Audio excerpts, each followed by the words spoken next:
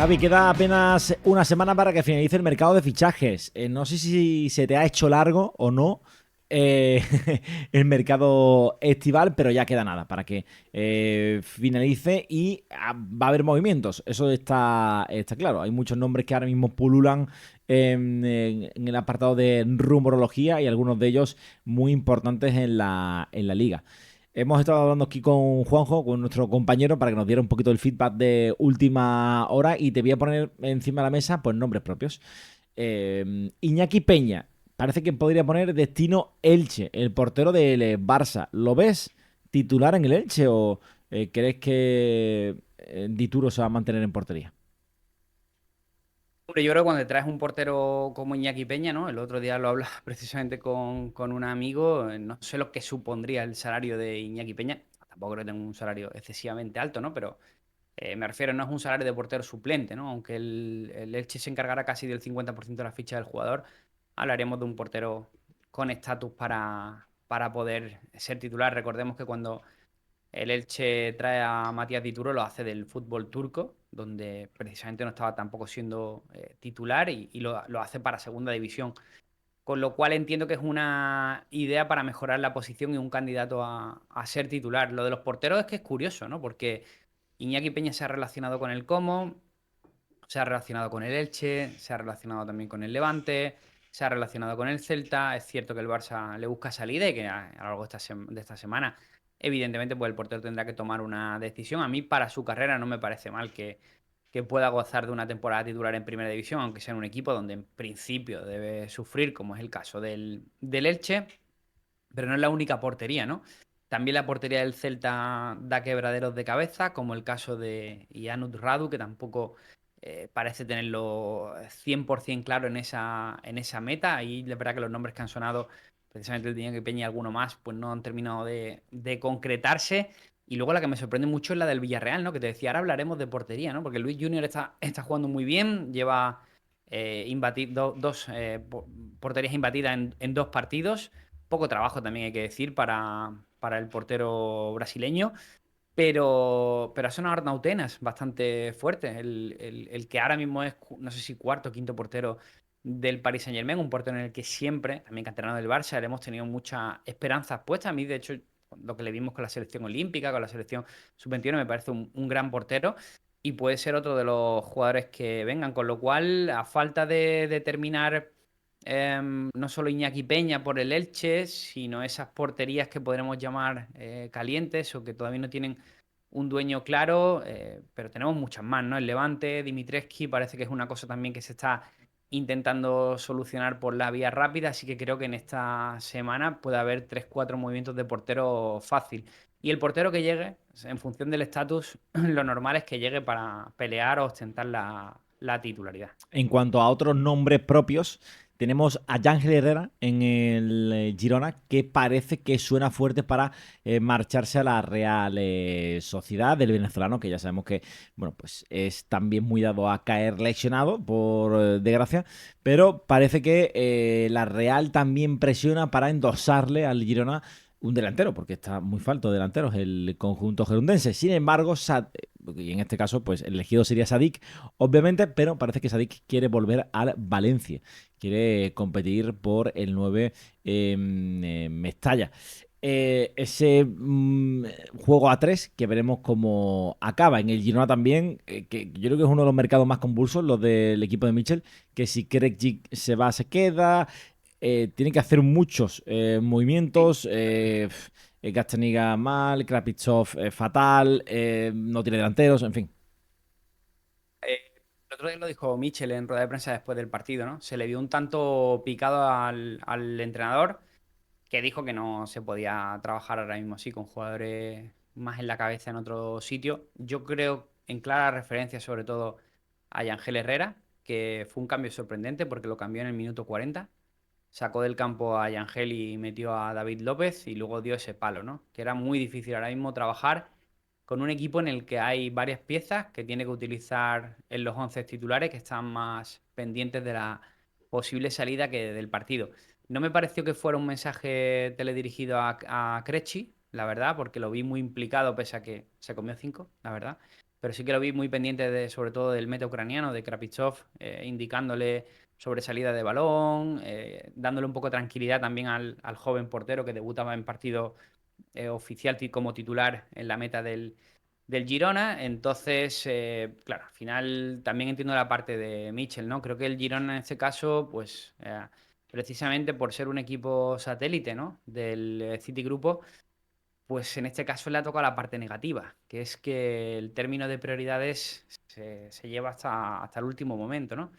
Ha llegado Vitor Reis hace poco, pero no se han terminado de producir esas llegadas de Claudio Echeverri, etcétera, y al no haber términos de acuerdo en cuanto a llegadas, pues tampoco ha podido haber en salida. En más, el propio Crechi el otro día juega, pese a que lo tiene bastante hecho con los Wolves para ser el nuevo central de la Premier League. Y bueno, pues entiendo que al final no juegas con la misma intensidad, aunque todo apuntaba a Ángel, que fue señalado por ese cambio. Y lo que comentabas de Sadik, pues ni mucho menos sin cuestionar las bondades de la capital de Gerona, pero sí parece bastante claro que a Sadik le ha molado Valencia, ¿no? Porque ya la tuvo una segunda vuelta bastante positiva para su juego en esta última temporada. Sí que es cierto que luego quedó un poquito emborronada, ¿no? Porque el jugador no pudo participar finalmente en tantos partidos como le hubiera gustado por términos contractuales y tal. Pero sí que es verdad que creo que quedó encantado con la propuesta de Corberán. Sabe además que hay una voluntad en ese puesto de 9 que el otro día. Bueno, yo creo que desde que llegó Corberán, aunque Hugo Duro ha ido marcando goles de aquella manera, el puesto de 9 siempre ha estado vacante, ¿no? El otro día lo ocupa Dan Juma, para mí algo también bastante sorprendente, y creo que Sadik podría gozar de mayores minutos. Sí que es verdad que me parece, por tema de competencia, una mejor plaza para él el Girona que no el Valencia, pero parece que el jugador lo tiene muy claro, ¿no? Y que va a forzar todo lo que pueda para ser nuevo jugador del Valencia. Sí. Más nombres que te voy a ir tirando. Y uno de los grandes nombres, bueno, se ha oficializado hace poco John Pacheco, por ejemplo, al Alavés. Se habla de rumores de Young, Luque Bacchio y tal, pero bueno, al final son rumores. Pero uno de los que más se está sonando últimamente es Guido Rodríguez en el español, para el español o incluso para el Betis. No sé cómo ves la vuelta del regreso argentino, que para mí me parecería top. Si lo ficha el español, ya lo veo peleando por competición europea. Sí, sí, yo creo que, por ejemplo, el caso de Guido es lo que te comentaba, ¿no? Si el español cierra una incorporación como la de Guido Rodríguez, yo creo que automáticamente mete un salto cualitativo, porque es una posición donde vas a mejorar seguro, ¿no? Es verdad que Du Expósito está muy bien en el término de finalización, también en creación de juego, pero sí que es verdad que hay una diferencia de nivel importante entre una buena versión de Guido Rodríguez, que es verdad que lleva una temporada y media en el West Ham donde no está siendo especialmente habitual, donde ha perdido su sitio también con Argentina y es un jugador que prácticamente no ostenta la titularidad, pero creo que un Guido Rodríguez a un nivel bueno en el español supondría una mejora mayúscula respecto a Paul Lozano, ¿no? Y metería al final también esa mayor competencia o esas mayores alternativas que son los que van a necesitar este tipo de equipos. Me parece de lo que está sonando de lo más diferencial, ¿no? Porque para el equipo, para el español sería importante. Y luego no sé si me lo tenías puesto en la carta, pero la noticia yo creo que pasa sobre todo por Dani Ceballos, ¿no? Al Marsella, El ¿no? jugador ayer, sí, el jugador ayer después del partido en su Instagram subo una foto, tuvo minutos residuales al final del partido. Muchos esperaban la aparición de Thiago Pitarch, el canterano del Real Madrid, en esos minutos finales para dar un poco de pausa y tal. Y finalmente Xabi Alonso apostó por darle entrada a Dani Ceballos en unos minutos, como digo, testimoniales. Y al final del partido el jugador subió una imagen del partido y puso Last Dance, The Last Dance, el último baile, ¿no? Como si eso, pues tampoco hace falta ser ingeniero de sistemas para averiguar lo que puede significar, ¿no? Que estamos ante los últimos minutos de Dani Ceballos. Es verdad que el jugador, yo creo que está enamorado con la idea de poder ir al Betis, pero dentro de la idea del Betis nunca ha estado la de pagar ningún traspaso ni asumir una ficha cercana a la que tiene Dani Ceballos. Yo creo que el Betis lo quiere con una reducción de sueldo y a coste cero, ¿no? Y eso es una operación ahora mismo que es bastante inviable, que se produzca en los términos en los que el Betis quiere. El Betis sí que está dispuesto a pagar, como hemos visto hace poco, por De Osa o a pagar también por Antony, con el que se está demorando un poco la operación porque precisamente el Betis quiere conseguir las condiciones más ventajosas. Y pretendía un poco con Ceballos que esa operación fuera muy low cost, ¿no? Creo que eso también, además, desde el punto de vista bético, donde no sé por qué, pero hay como una concepción de que Ceballos se marchó o lo que fuera, y que como que tiene que ganarse su regreso o algo así, en términos, como digo, contractuales, pues la directiva pues, mantiene un pulso fuerte y digamos que no, o no pone de su parte o tampoco puede, ¿no? Quizás también podemos verlo de esa manera, ¿no? Realmente quizás entre el traspaso y las fichas eso comería también una parte de fair play financiero importante y creo que quizás también puede ser otro de los motivos por los cuales al final en esa administración de recursos del Betis pues es muy difícil que se pueda producir una operación como la de Dani Ceballos, que por otro lado pienso que le daría un ritmo, una verticalidad, una pausa y un cambio de escalafón al Betis también importante. No sé si asemejarlo a lo que será la llegada de Isco, porque eso es inigualable, o a la llegada de Anthony en esa segunda vuelta, pero podemos ponerlo en ese nivel 3 de que sería un salto importante. Entonces, como esa operación parece bastante complicada de realizarse, la que sí que está sonando con mucha fuerza es el interés del Olympique de Marsella por hacerse con los servicios de Dani Ceballos. Ellos sí estarían dispuestos a llegar a algún tipo de acuerdo de cesión con opción de compras, a asumir buena parte de la ficha del futbolista y al final yo creo que es que Ceballos con la edad que tiene,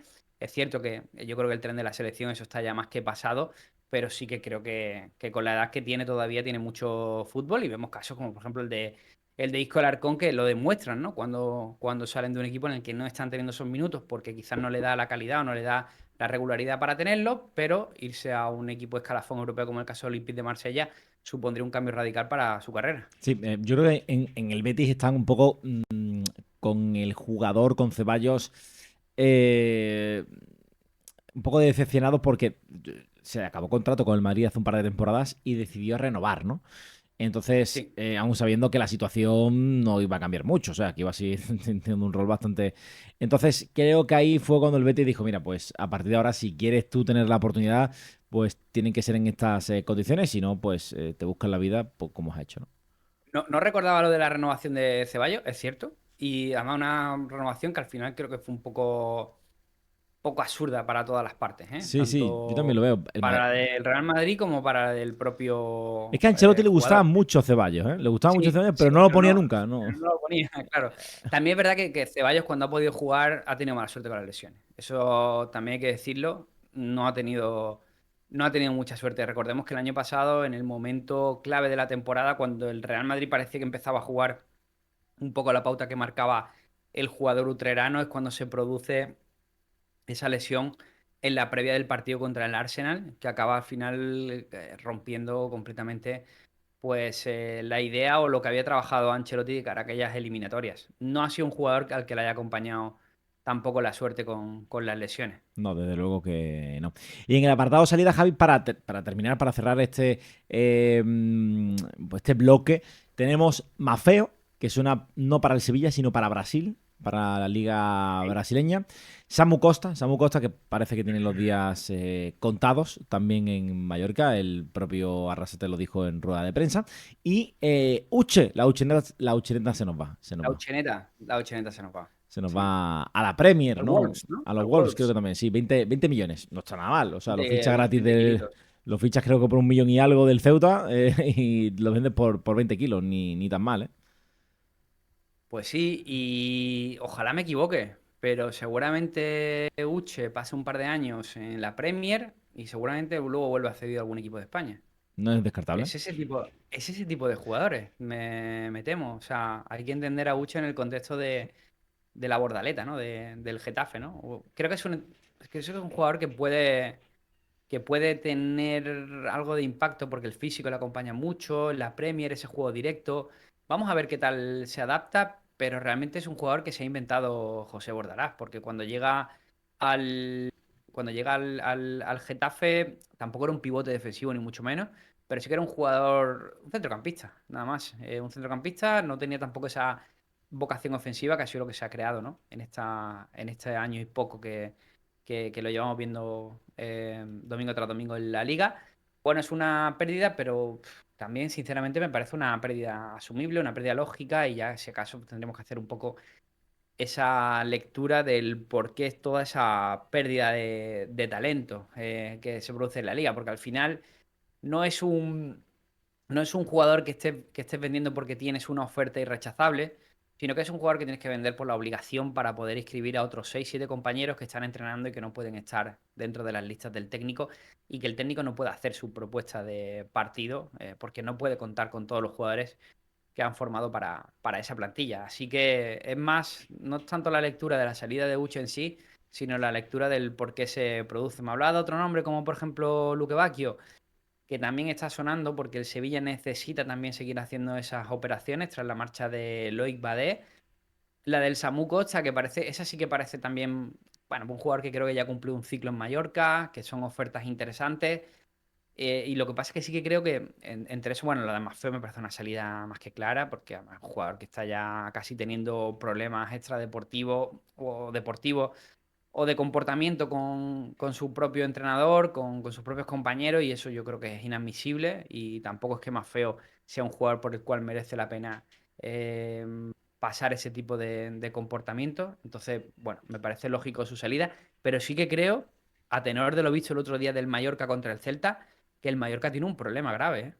O sea, el Mallorca tiene un problema porque hablamos que ha habido muy pocas incorporaciones, Kumbuya, Joseph, muy poquitas, Pablo Torre, que Pablo Torre no está terminando de asimilar o de caer bien en las islas, y me sorprende porque es un jugador de enorme talento en el que teníamos muchas expectativas puestas, y hablamos de unas salidas que son importantes, ¿vale? Porque Maffeo no dejaba de ser un jugador indiscutible en el equipo, del SAMU, también un jugador que no tiene reemplazo, porque estamos viendo ahí actuar en esa posición a Omar Mascarero o Antonio Sánchez, que no es exactamente lo mismo, y no queda demasiado tiempo para que el Mallorca se refuerce. El Mallorca ha llegado a una temporada pasada anterior también, además muy difícil, donde Arrasate creo que tampoco ha caído de pie.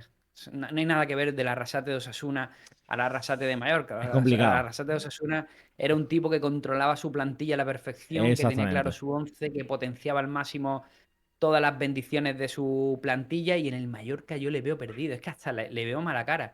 Le veo gesticulando como si no se creyera la película, ¿no? Creo que ha bajado un poquito en ese escalafón de entrenador, y no le van a dejar una plantilla, creo que permita que esa recuperación sea máxima. Con lo cual tengo algo de dudas, ¿no?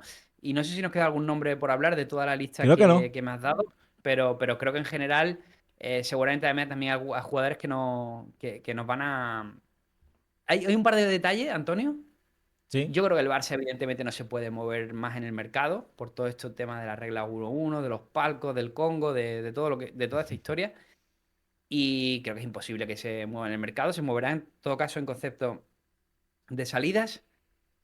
El Atlético de Madrid, yo sigo escuchando a los que saben del Atlético o a los que están dentro que faltan por llegar uno o dos jugadores. Uno o dos jugadores.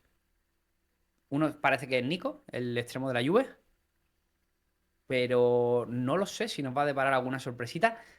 Y luego en el Real Madrid sí que tengo claro que la salida de Ceballos propiciaría la llegada de otro jugador.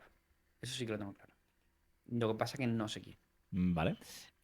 Movimientos interesantes. Hablaremos en próximos episodios quiénes han sido para nosotros los mejores fichajes de este mercado veraniego, y repasaremos todos los últimos movimientos que se produzcan en la próxima semana, que a buen seguro que no van a ser pocos, porque creo que es el momento en el que más movimientos se terminan produciendo, ¿no?